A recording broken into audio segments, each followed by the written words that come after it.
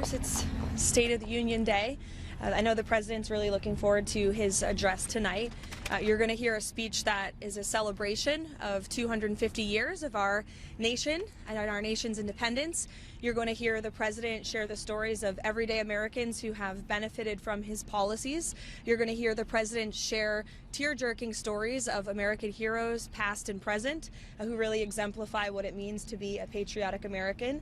He'll obviously tout the administration's accomplishments over the past year, and he will, of course, lay out a very ambitious agenda, I think, for the working people of this country to make America more affordable and prosperous and safe, and make the American dream more attainable. So it's going to be a great speech, and we hope that everybody will tune in. I'll take a couple questions. Karoline, can you tell us what the main focus in the economy tonight? What can we expect on that front? Well, there's a lot to talk about, as the president himself has said. A large portion of the speech will, yes, focus on the economy. The president will lay out the case for why he and Republicans are better suited to continue tackling the affordability crisis that was created by the Biden administration and Democrats on Capitol Hill. And over the past year, there has been tremendous progress to move the ball forward toward attaining the level of economic prosperity we had under President Trump's first term. We saw just this week mortgage rates have dipped below 6% for the first time since 2022. Again, they were over 8% because of Joe Biden. Under President Trump in his first term, they were a record low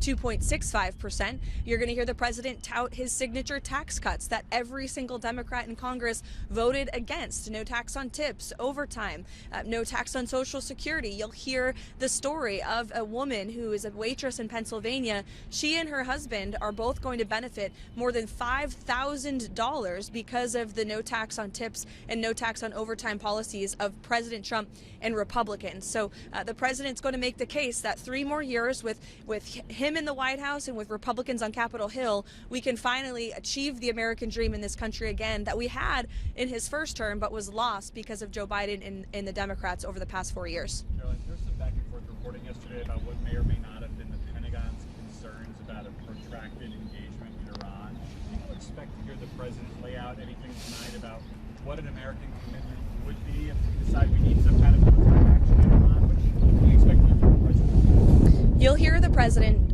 tout the accomplishments overseas of the United States military over the past year under his leadership, one of which, of course, was Operation Midnight Hammer. You'll hear the president proudly and rightfully say that the United States military is the strongest and most lethal fighting force in the world.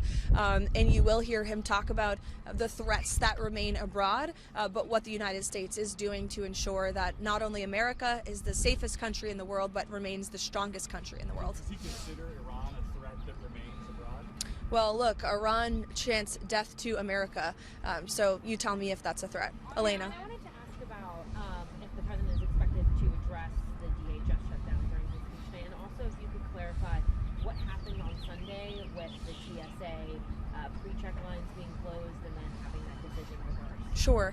He will call on Democrats in Congress to reopen the Department of Homeland Security. It's despicable that they have shut down this agency that is responsible not just for the deportations of murderers and criminals whom none of you, including Democrat politicians, would want living in your communities, but also FEMA, who is on the ground in the Northeast right now, restoring electricity and power for families who have been impacted by the blizzard.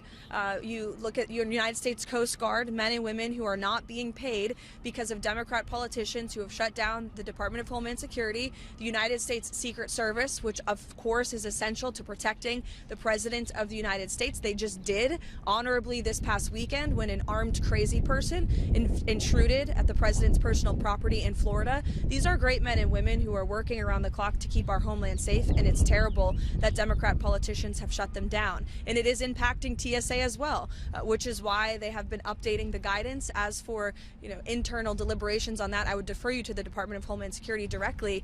But of course, there is going to be an impact at airports when you shut down the department that's responsible for funding TSA agents and providing them their paychecks. And it's an unfortunate consequence, and it's completely avoidable if Democrats do the right thing and get these great men and women paid. You mentioned Operation Midnight Hammer, the president's having a successful concern. One of the things that the president said after that was that Iranian airside was completely obliterated.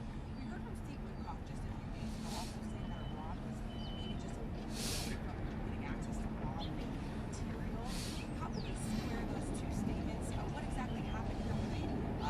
it's just not as effective, or were they just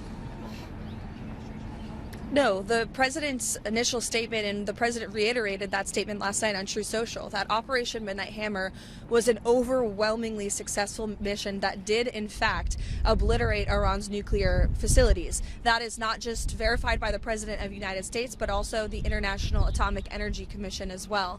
That does not mean that Iran may never try again to establish a nuclear program that could directly threaten the United States and our allies abroad, and that's what the president wants to ensure can never happen again.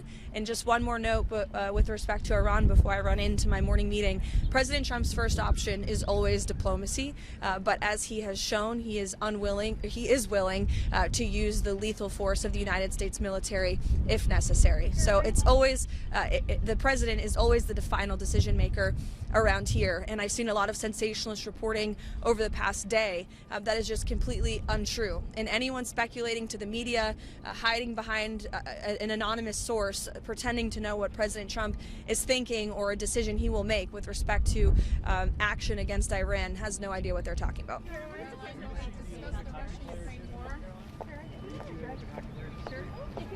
Karen,